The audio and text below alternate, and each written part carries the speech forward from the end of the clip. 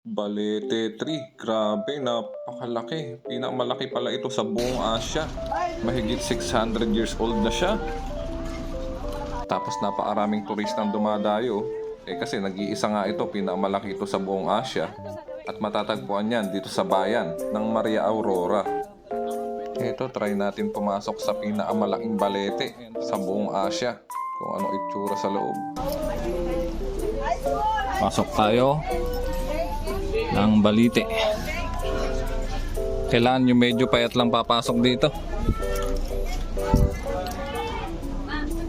Yun o.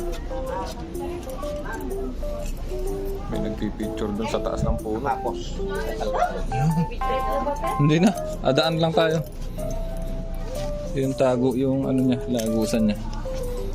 Grabe, imagine mo kung 1,000 years na po ito, millennial eh. 600 years. Kala ko 1,000 na kasi millennial. 600 years. Grabe, oldest balete in Asia. Tapos kailangan daw ng 60 katao para maakap lang itong balete na ito. Kaya pag pupunta kayo ng Baler, huwag niyong kakalimutan na dumaan dito sa Balete Tree.